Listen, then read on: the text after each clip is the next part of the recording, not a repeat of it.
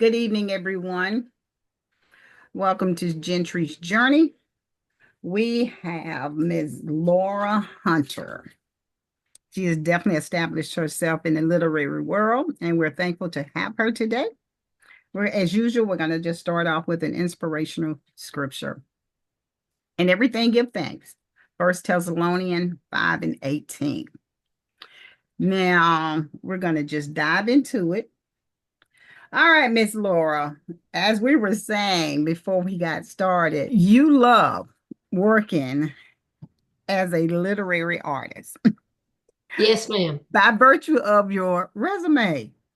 Can you tell us a little bit about you? Well, I have been a composition literature teacher for about 30 years, and then I shifted over to manager for the senior citizen program here in Tuscaloosa.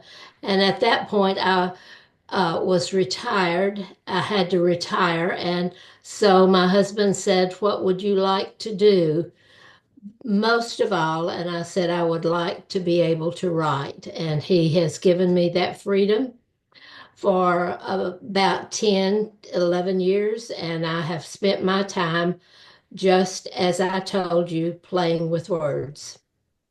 And when you use that phrase, playing with words, my mind immediately went to education.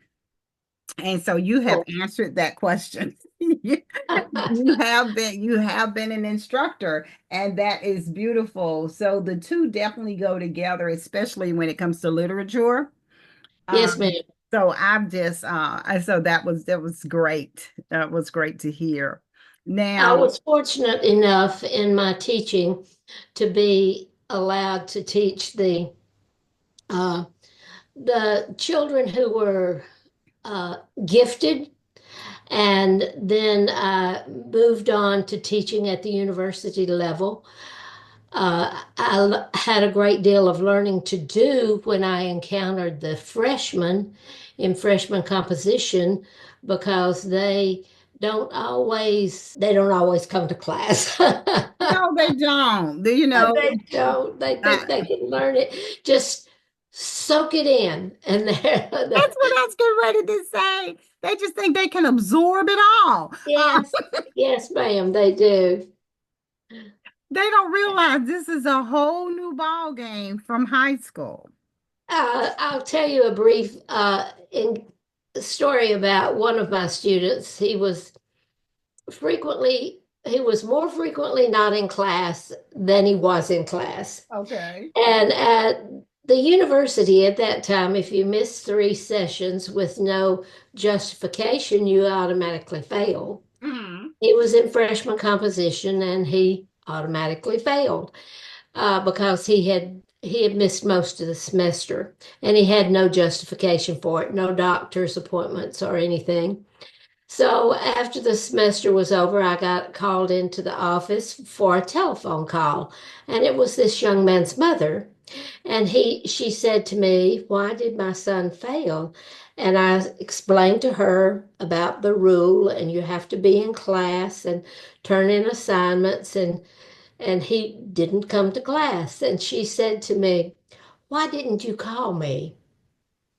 And I thought, I understand why he didn't come to class, because Mama had backed him up for years. Yes, she had. No one told him you're responsible for your work. That's right. Oh man, bless his heart. But he learned, I'm sure. Yes. It is a shame when the students come in as freshmen and leave out as freshmen. Yeah, Yes, it is. yeah. It happens more than we would like to think, but that's students for you. I don't know if it's the newness of the environment, because everybody does not, go off to college. They sort of stay local, but it's still new. No one's going to hold your hand. when you enter the door, no one's going to guide you. They're going to give you the syllabus. They're going to tell you what their expectations are, and they're going to get started lecturing. Right. So it is truly up to you to understand the assignment as Well, they say today. sometimes the students, regardless of what level they are, high school or college, or they don't know how to handle the freedom that they're given, and so uh, they take advantage of that freedom, and sometimes it backfires on them. Yes, that's true. And I have seen that more times than I can count. And not that I saw it as a student. I'll just put it like that. So I didn't see where it was going to change. Only you have got to want that change. You have got to want to make the most of it, the best of it, because it is decision making time and you're making decisions for your life. Yes, ma'am. Okay. Now you are an accomplished writer. Well, thank you. You do poetry as well. Yes, ma'am. You do fiction Yes, ma'am. and you've published articles. Can you tell us a little bit about each one of those? They're all related to one thing that I wanted to do was give my, I don't have a large family, but I wanted my grandchildren and my children to celebrate, or at least to know about what my life and how I had lived it was. And so I started out writing short stories. I thought that would be easier than what anything else I tried. And I went from there to writing poetry about family members, so that each family member that they're, for my children, their great grandmother, they never knew her. And she was a very special person to me as my grandmother. And so I wrote about her and the obstacles she encountered, and her my maternal grandparents as well. And they have cousins that they've never known, and I wrote poems about them. Um, I started in a program, it no longer exists, but this is a program that was in Sweetwater, Tennessee, on writing memoir. And when I got into that, I found that it was easier to write fiction than it was to write memoir. Oh, boy. And some people in the group encouraged me to try for a novel. And I was really hesitant because a novel seemed so huge a challenge. But I eventually tried and succeeded with that. And now I I've written a number of freelance articles just to explain to people about people that they might have known. For example, Jack Marshall, who owned the Kentucky Fried Chicken franchise for 3 states. He was a pianist and he played piano for uh, Elvis Presley. He was here in Tuscaloosa. He played at Elvis Presley's mother's funeral. And I thought that was, the average person doesn't know that.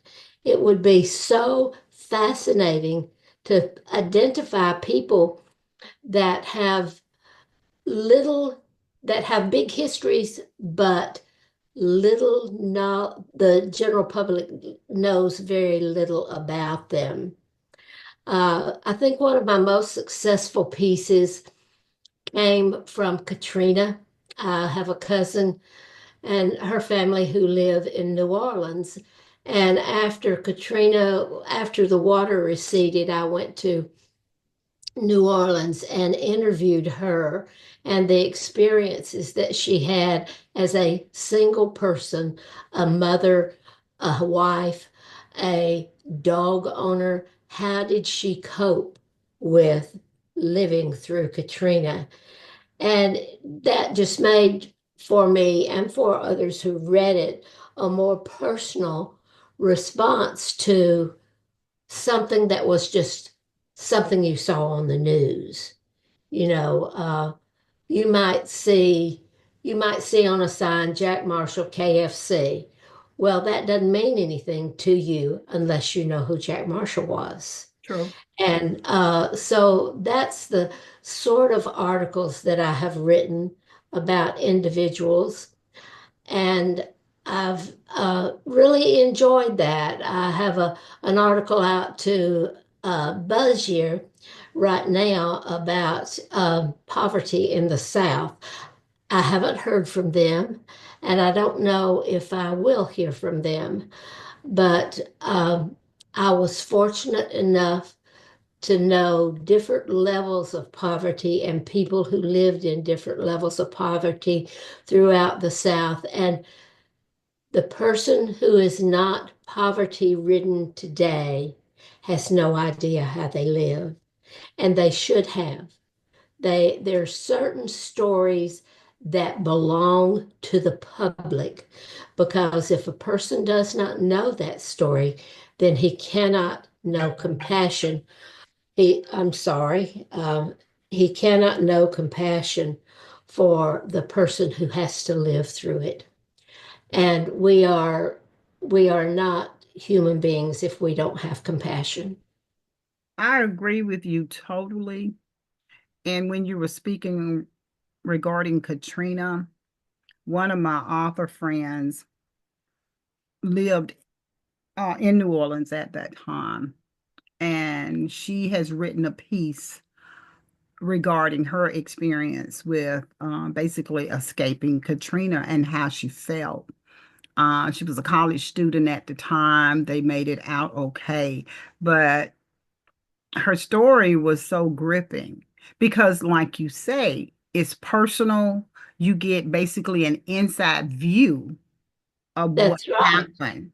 And That's I correct. can't erase that. Now, I saw what was on television and it broke my heart.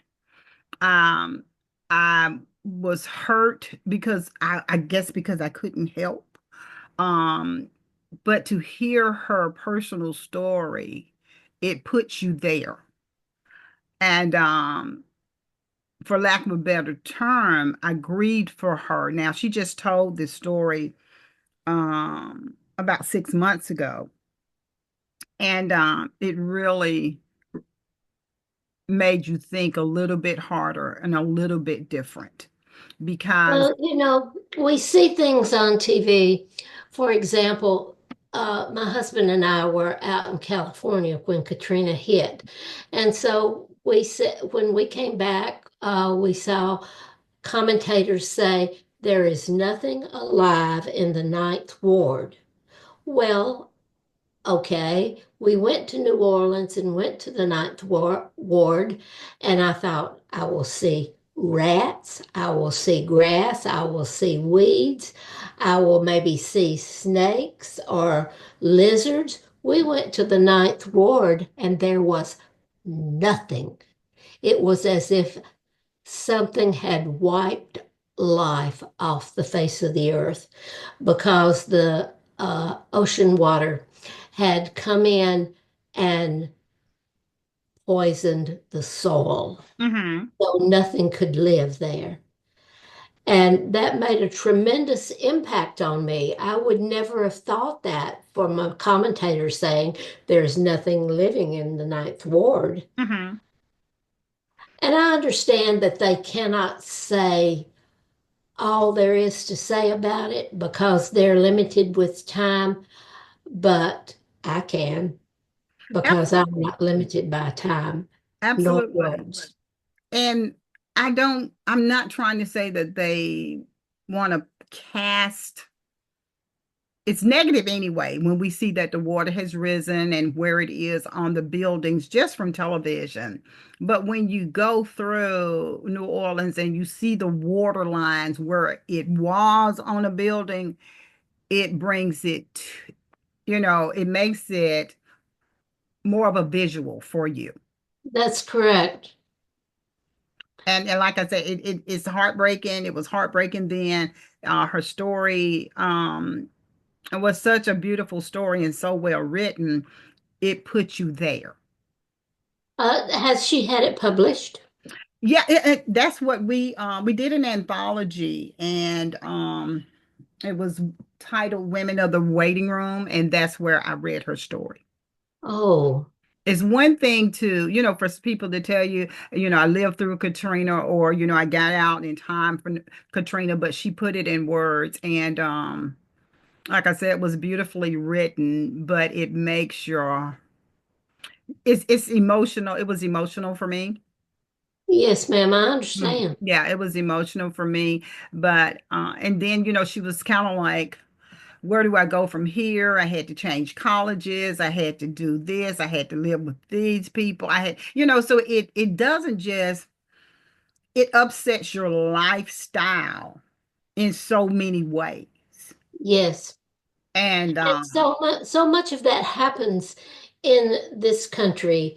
And if we're not there and not a part of it, and nobody tells us personalizes it for us, then we don't know that. we don't. We don't know You are correct. about the people in New York, in the state of New York, at the beginning of COVID-19, who were buried in mass graves. Yes. That sounds like something that belongs in a third world country. And it's hard to comprehend that. Not that I want to be a part of that, but I'm saying so much happens, so much is happening in our country now that we literally can't relate to it. I agree with you, and I understand and truly hear what you're saying. It's one thing to hear it, it's another thing to live it. Yes, ma'am. It's totally different. And I think that's why sometimes we can be desensitized to some things because we're not a part of it. Even though we're living and we're seeing what's on television, we hear what's on the news, but we're not in the middle of the massive escape, of the massive getting protected. We're not in that. But you can always think, how horrible that must be, but until you have been through it, it sheds a whole new light on it. Yes, ma'am, for sure. Because I've And worked with people who were displaced, and I think maybe all of us have, who were displaced when Katrina came, and they didn't really talk about it. They just said, we just got out, and now I'm here working, and my children are in a new school. They just kind of normalized it, but I've never heard anyone go into detail with their story the way that she did. well, there were people who came from New Orleans, and our church housed several families, and I tutored the children who were out of school. And because of the difference, now this sounds condescending, and I don't mean it to be, Mhm. because our Alabama schools, which are not supposed to be very good, were educating these children better than they were being educated in inner city New Orleans. We ended up tutoring a lot of the children to try to get them up to grade level so that if they went back or if they went somewhere else, they'd be able to survive.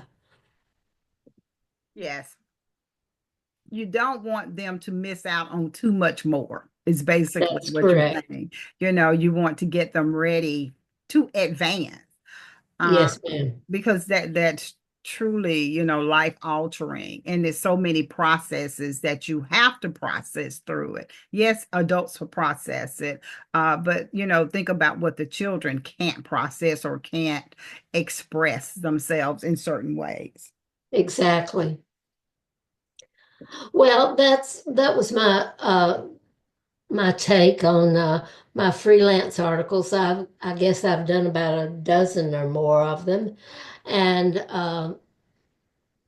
I've spent most of my time lately working on novels because I was fortunate enough to have my first novel be a real success. It was Beloved Mother, and it told the story of three women in the Appalachians from about 1923 till 1964, and what their life was like during the war years. And well, they weren't impacted by the war because they were living in the mountains, so they were so far into the mountains. But that book won the international prize for the top prize, grand prize for the best novel of the year, over 50 states and 30 countries. Excuse me, and it's gone on to win 10 more awards. That's Uh, great. uh, Congratulations. Yes. I thought I wrote it almost as a poem. There's a great deal of poetic writing in there. And then I took the 16 of the short stories that I had written that had been prize winners, and put them together in a collection. And then the one book that touches my heart most, things are not like they were for the majority of people during the Depression. Well, maybe I can't say that. That may not be true. But I was at church in the Welcome Center one Wednesday night, and there was a calendar lying on the counter, and it was open to the month of July. It was an unusual calendar that our associate pastor had brought in, and on each day of the month, it has listed the specific or key events for the Black Society. And I looked at July 24th, 1974. I was just drawn to that little box. Mm-hmm. And July 24th, 1974, there was a Supreme Court case that involved sterilizing young Black girls in the state of Alabama. Mm-hmm. And I thought, I didn't know that. I'm an educated person, and I didn't know that. I Yeah. thought sterilization went out when they shut down Bryce. Mm-hmm. When I started researching it, I found I went all the way back to Carrie Buck in 1924 and the issue of whether of sterilizing her and taking her child away from her because she couldn't speak clearly. Mm. And she eventually got her child back. Long story, but hers went to the Supreme Court. But to have it happen here when I was living in Tuscaloosa, Alabama, and there was a Supreme Court case going on involving the state of Alabama. A, um, a clinic outside Montgomery had taken the federal money that Johnson allocated in the Civil Rights Act of 1964, and they had used it to establish a clinic, and they were sending girls to Mississippi because they needed an appendectomy. Well, they would come back and they would be sterilized. Wow. They would have had hysterectomy, or they would have had tubal ligation. And they were what took them to the Supreme Court and was the fact that they were using experimental birth control medication on young girls beginning in puberty. They didn't know how much to give them. That was their goal, to make that determination on how much to give them or how often to give it to them, what it would do to them. And a number of females committed suicide because of the Mhm. impact it had on them. And I said, I asked everybody in my circle and outside my circle, did you know about this? They said, no, I never heard such a thing. And my facilitator in Tennessee said, you don't need to write this book. And I kept saying, yes, I do. Yes, I do. Yeah. Everybody needs to know Hmm. what we have done to each other. And I wrote the book. Um, it has been Summer of No Rain. It has been blocked, as they say in Florida. They aren't banning books in Florida, they're blocking them. So a person, if a person wants to buy a book or teach a book or put a book in their library, they have to get permission from a higher up, the powers that be. Hmm. And my book doesn't suit the powers that be. It is a story of the a young girl that I created and the impact this experimentation had on her and her mother. She leaves the story an empty vessel, Mm. but she does not, but she survives. Um, it's a sad story, but the average person doesn't know the story, I and agree. the average person needs to know the story, needs to know what our government has done to our people, especially people of color. Hmm. And when I start to talk about it, a number of people say, oh, that's what happened in Tuskegee with the syphilis. No, it's not. It's this in Tuskegee were men. These were just puberty young girls. Yes. And it's, well, I found in all my research that Hitler sent some of his cohorts over to the United States prior to the 1930s when he was beginning to take power to see to see what how the United States was succeeding in sterilizing people. That's a terrible indictment on our society. Yes. It doesn't sound very nice, that's for sure. Uh, For him to say, well, I'm going to go find out who's doing this best and take mhm. my patterns after them. So he comes over to the United States or he sends his people over to the United States.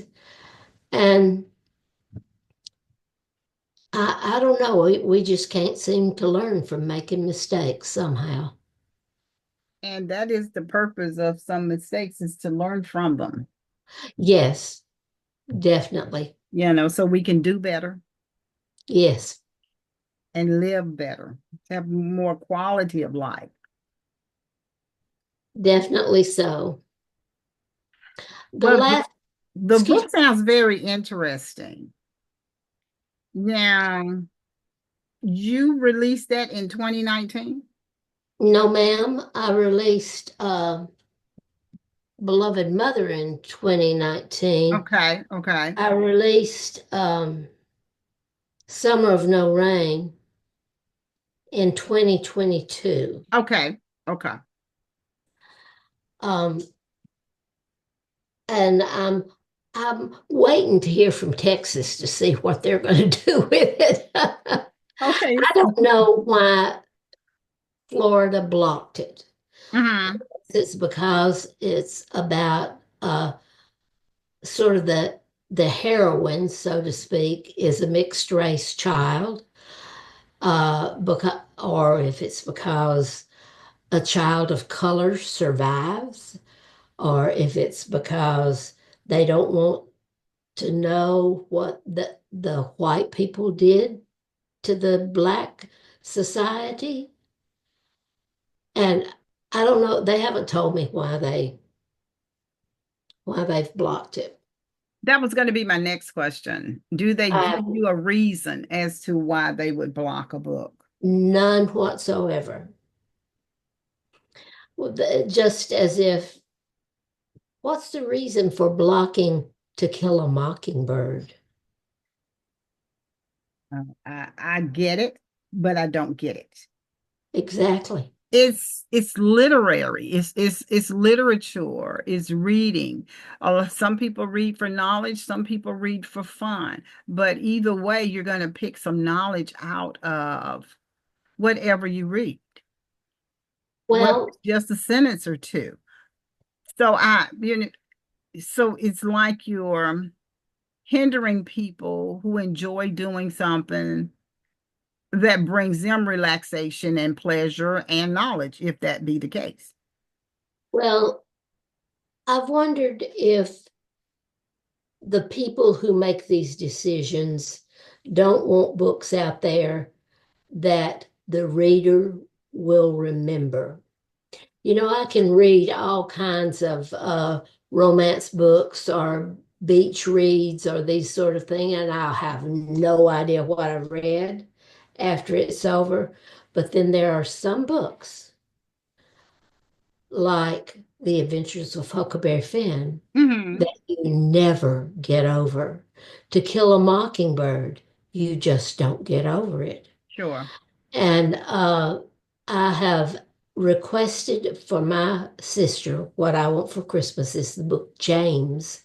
It's the novel that has been written by about the adventures of Huckleberry Finn from the slave Jim's perspective. Hmm. And I think that's going to be, I think that's just going to be fascinating. So do I. I mean, so yes, from that perspective. And that's another thing about reading, it opens up your mind to so many things. Yes. And there's nothing wrong with that. It's just that we have to have the ability to discern what's right and what's wrong. Yes, and you cannot know what is right unless you know what is wrong.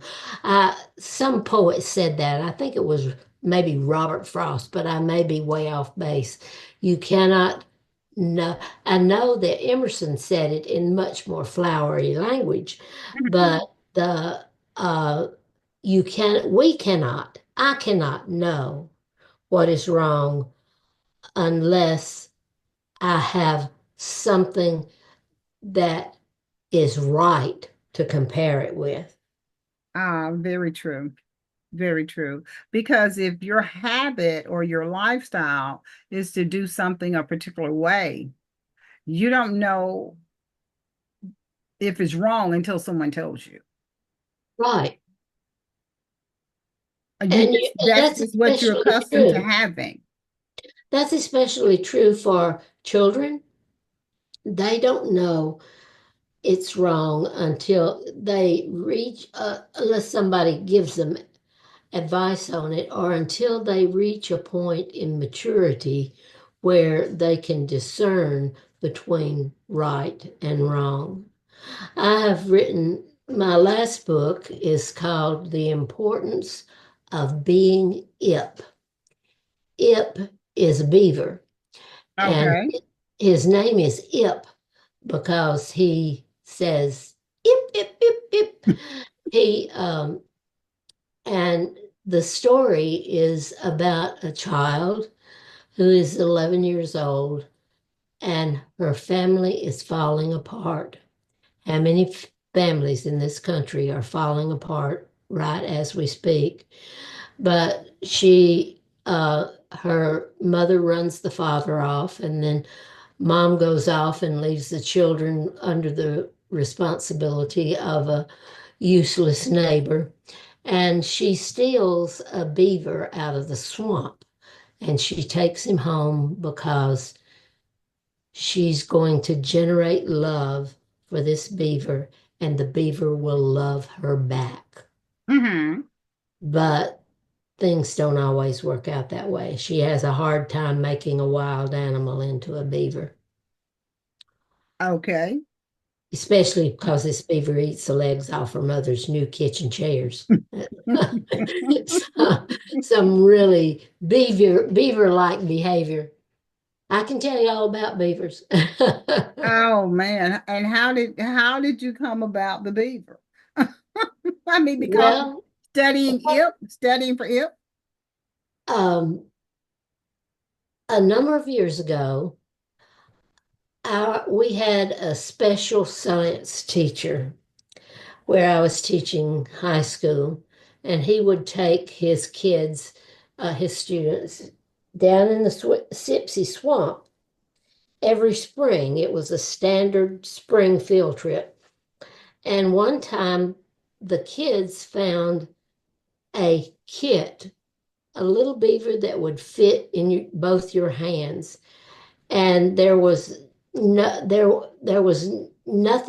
to indicate that he was lost. His parents were lost. Anyway, he was in destitute straits. So the science teacher brought him back to school. He raised him in the science room. The beaver was so comfortable with the kids that when the classes changed, he'd go out with them, walk the halls, come into somebody else's room, check it out. He'd go to the bathroom with it. The kids taught this beaver to use the commode. Now, they couldn't get him to flush, but uh, one summer, the science teacher and his family went on vacation, and I had the honor with my two children of beaver sitting all summer. So we learned a great deal about the beaver, and I researched beavers as well. Okay. And when you're an author, especially in my humble opinion, correct me, when you're doing really, I guess any topic, you want to know a little bit about it. So you have to do a little bit of research. Oh, definitely. Yes. I spent the Cherokee Nation uh, in North Carolina, what was the Cherokees that stayed behind from the Trail of Tears and Andrew Jackson. Um, they, um, they, I spent 3 years studying the Cherokee, their beliefs, their names for the different months of the year, so much so that I have two characters in this book, Beloved Mother, the sun and the moon, and how how the sun is pretty sassy and she thinks she can get people to do things. She's little full of herself. Okay. And the moon also uh, tries to keep things on track, like keep the tides running correctly and sort of thing. So the sun and the moon are characters in the book that the human characters are never aware of. So, yes, I spent 3 years working on just the Cherokee Nation with that book, but that book took me 8 years to write. Okay. That was going to be one of my next questions. Is there a time frame that you have or that you put upon yourself, or you just write freely until you feel as though you have it the way you want it? I never put a time limit on myself. I had hoped at one time that um, it teaches Sadie the importance of being herself, not worrying about being somebody else. And I had wanted that to be out by Christmas, but that was a foolish thought. And so I just said, well, it'll be out when it's out. And that's been the case of all of them. That sounds great because what is the rush? Yes. If you want to put out a quality product, what is the rush? And it just, to be honest, it just irks me for the publisher to try to put out something that's not top notch. Yes, you want it to be a, like I said, a quality product. And I myself have experienced someone who just wanted to meet their deadline. But I cautioned them, this needs to be a quality product. It needs to be edited. Everything needs to be correct, or, send it back to me so I can make some correct. Oh yeah, we'll do that. Well, that didn't happen. And I was a little niffed about it, to say the least. But Yeah. I said it won't happen again with, and we had a very um mature conversation. It wasn't any nail biting, hair pulling, and things of that nature. I just kept reminding her of my preference prior to the project. And I said, now this is what I said, this was my expectation, and it didn't work out the way that I felt like it should. She said, but look at the accolades that came. I said, that doesn't mean much to me if it's not a quality product. Exactly. It doesn't mean anything to me. And I said, and you went in with this. I think you were rushing to get the job done when it really shouldn't have been a rush on it. It shouldn't have, it just shouldn't have been. Sometimes we need to take our time and do it right. I learned how to sew in home ec. And in high school when they had it, I don't know if they still have I it. had that. Yes, yes, I had that. So, so you learn the value of patience when you are sewing. It looks good, when you see the pattern and the picture on the pattern, but it takes work to get it there, to get that My finished mother, product. my mother was a master Ooh, seamstress, okay. and I'll tell you a personal story. Okay. When I was in the 10th grade, the fella I married was in the 12th grade. Mm-hmm. And I was in this sewing business, and my collar wouldn't lie flat. And I was ironing the collar, and I tried this way and that way. And I was just standing there talking to the collar to tell the collar, you got to do that. It turned out my collar was on upside down. But I was talking to my collar, and my future husband walked by and he said to his best friend, don't let me ever have anything to do with that girl. She's crazy. Unfortunately for me, he changed his mind. That's the beautiful story. It is a beautiful story, but I will tell you my experience with getting frustrated. I would just have to walk away from the machine, from my bedroom, from everything, take a breath, maybe an hour, come back, and everything would come back together Well, the appropriately. extent my mother allowed me near her sewing projects and her machine was to iron the patterns flat so they Yeah. could be folded and put back in the envelope. Now Okay. there's a certain age level that has no idea what we're talking Oh, about. absolutely. No, they know nothing what we're saying, but we do. That's Exactly. okay. That is okay. But yes, but it goes back to saying don't rush a project. That's Take your right. time, take a deep breath. You may have to walk away from it and come back. You may have a fresher idea. When I came back to that machine, it all worked out. So I don't know if I just got frustrated and things weren't working out, but we're just saying do not rush the process. I agree 100%. You know, now that's a tidbit of information for a future writer. What other tips or tools would you give to someone who wants to aspire to be an author? You have to read. I mean that literally. You have to read and you have to read quality writing. You can't spend all your time, as I said, and this is no derogatory comment toward the writers who are, Harlequin romance writers. That's a different kind of writing, a formula writing. If you want to write quality work, you have to read quality work.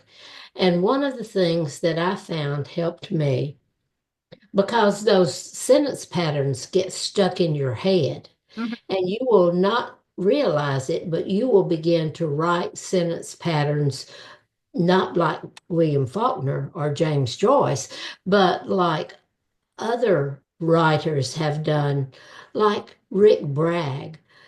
His tone, his mood in writing, like Alex Haley, who wrote Roots. Yes. And uh, I have found, now you might find it strange, but my all-time favorite novelist is Zora Neale Hurston. Mine too.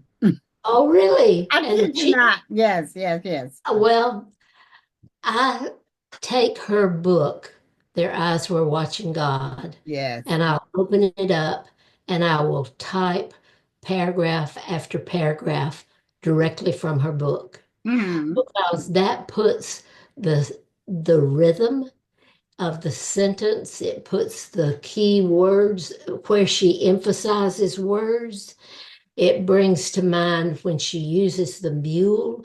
There are things in my life that have been as impressive as the mule was in her life. And usually it's dogs in my life, but um, they're to simply pick up one of your favorite books and begin on page one, paragraph one, and type it out. Print it, throw it away, or delete it, but it gives you a different perspective. It trains your ear as to how the sentence should be structured. And another suggestion I have, if the writer has, excuse me, a computer that will talk to you, Hmm. you can, my computer talks to me and I can turn on the talk and it will read back to me what I have written. And that's extremely helpful because that tells me where I have bungled a sentence because the computer had a problem reading that sentence or stumbled over a part of the sentence. That tells me that sentence has to be restructured.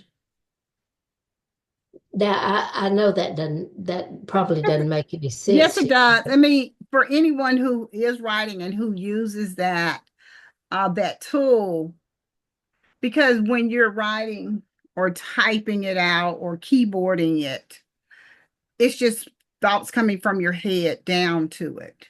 When you reread it, Right. then you can restructure what you have written. I was fortunate enough to get a grant once when I was teaching.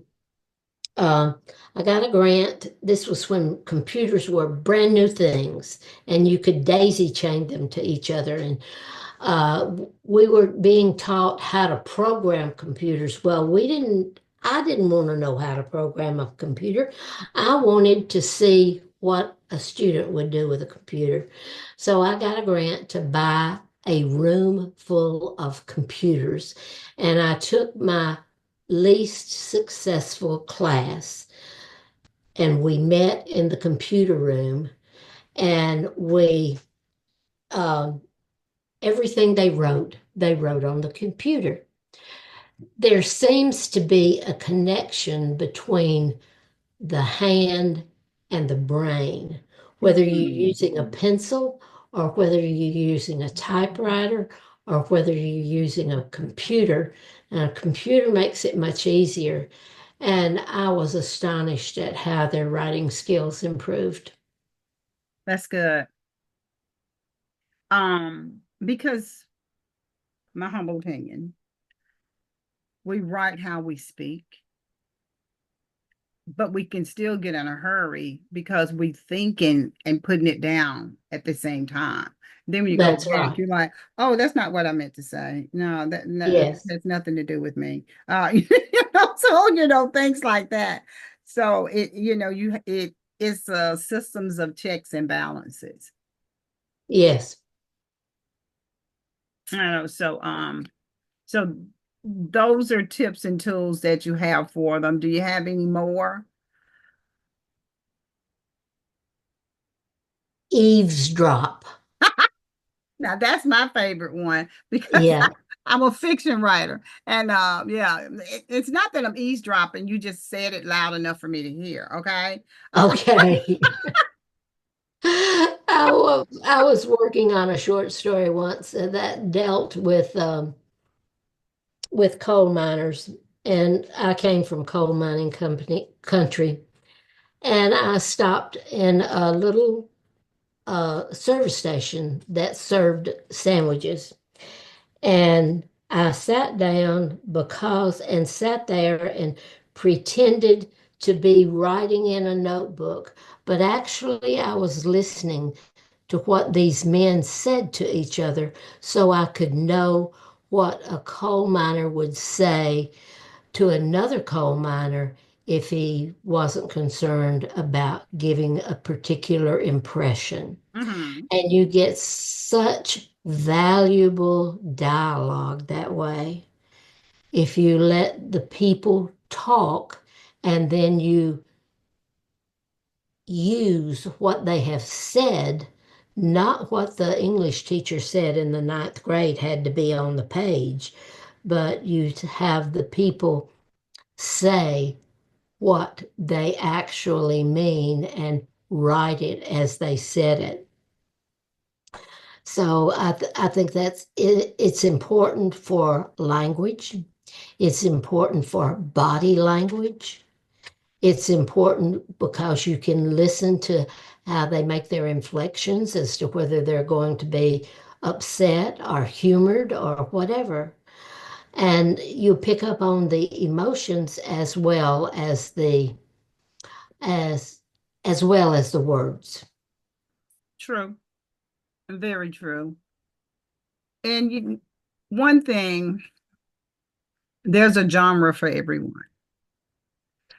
When you hear something from someone else and it sounds great and it may not be your thing. So you have to find your niche. But if it's a passion you have about a certain thing, you need to write about it. Yes. I had one instructor once tell me, always write about what you're scared of or Hmm. what terrifies you.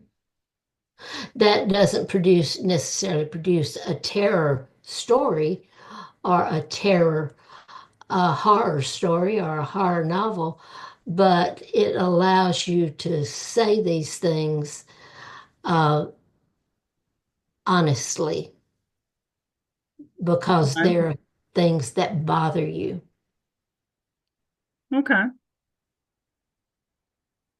And once it's like just putting your feelings out on paper.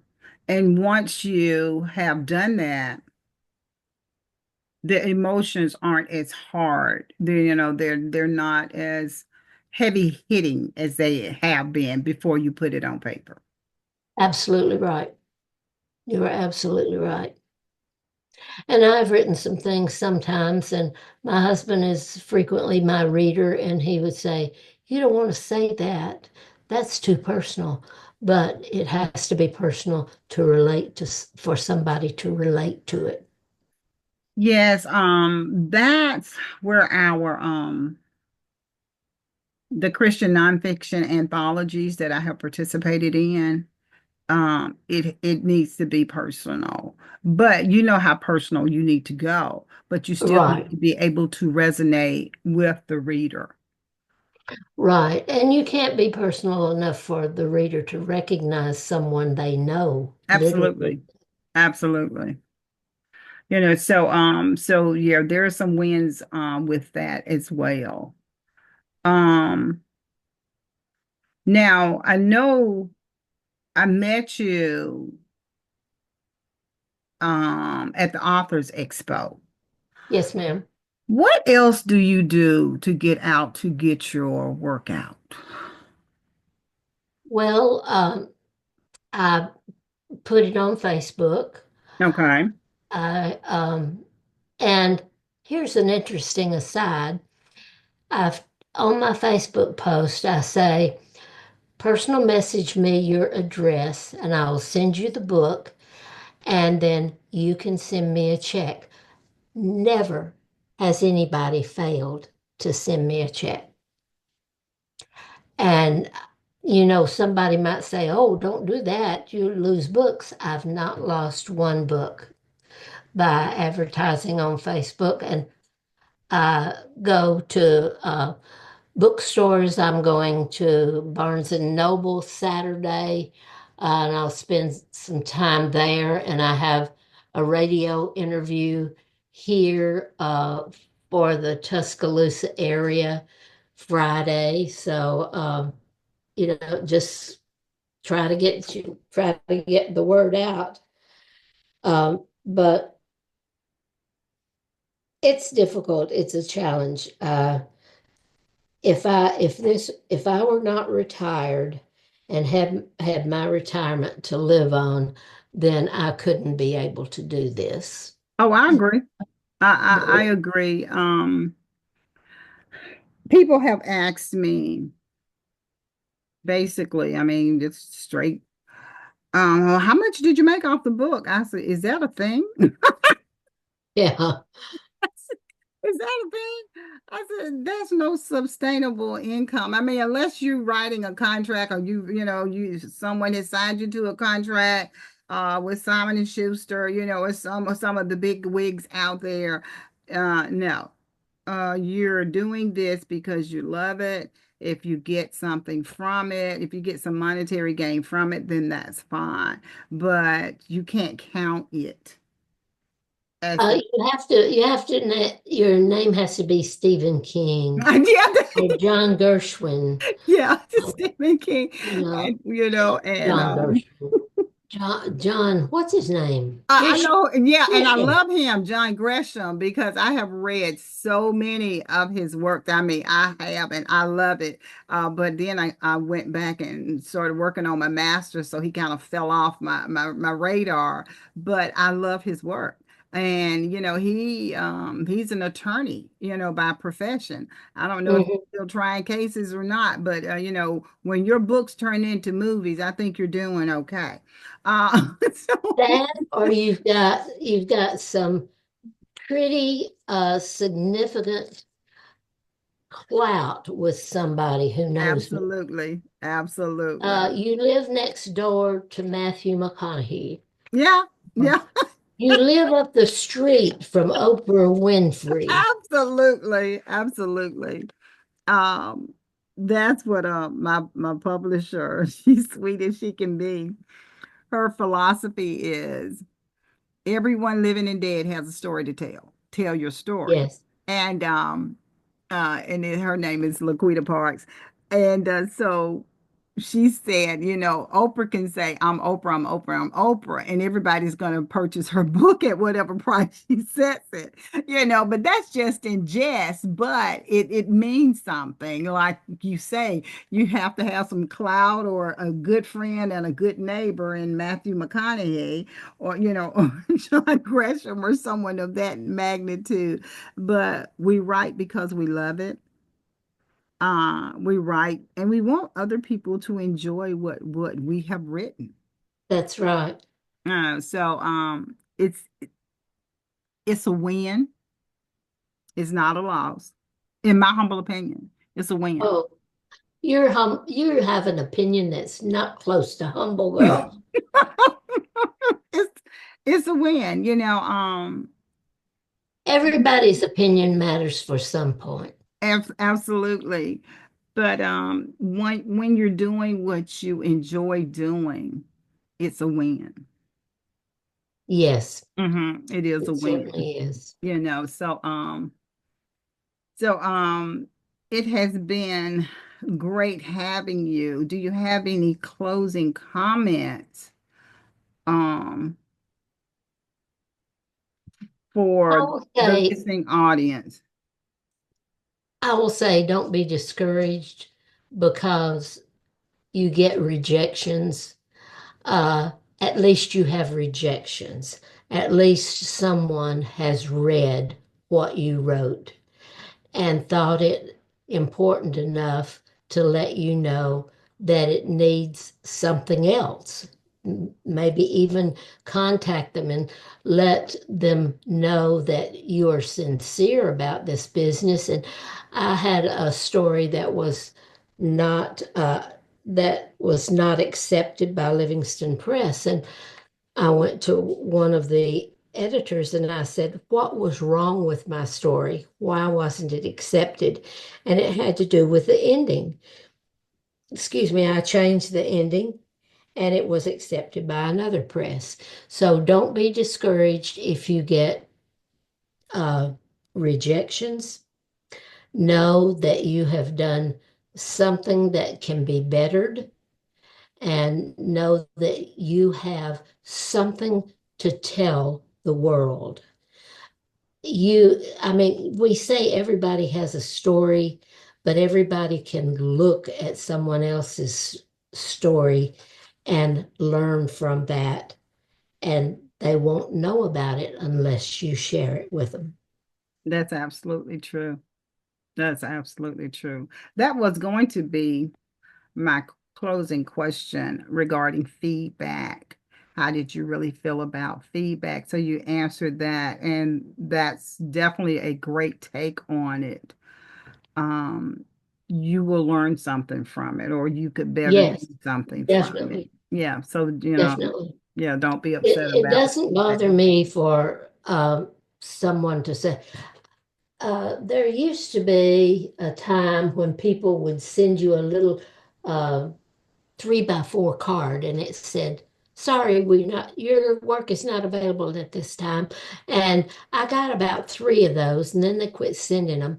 So you just don't hear back from them. Well, that doesn't mean that you didn't have something of quality to say in what you submitted, but you can submit it to others and you can also say that say that what you have to say is important, find out why they didn't accept it, and then go from there. Sure, sure. Well, Miss Laura Hunter, I have truly enjoyed having this conversation with you today. Um, It's been my pleasure. It has the indeed. pleasure is truly all mine. I have enjoyed every bit of it, still learning and growing in this literary world. I've taken some of your tips and your gems and just some of the tools in your toolkit to utilize those. I know now I'm not as far off as I thought I was. No. Do you have access to this podcast that the general public could Hopefully, you will have it in about a week or less. Okay. It will go out on YouTube, and Oh, great. it will be out on basically um, where you find your podcast, international and national. But you will definitely get a copy to utilize for yourself and post it for your friends. Thank you so much. Yes, absolutely. It is my pleasure. You have a wonderful Christmas and a happy New Yes, Year. indeed. Yes, indeed. Thank you again, Ms. Laura Hunter. I do appreciate having you on Gentry's Journey, speaking to our audience, giving us so much knowledge, so much insight. You have a wonderful holiday. Thank you again.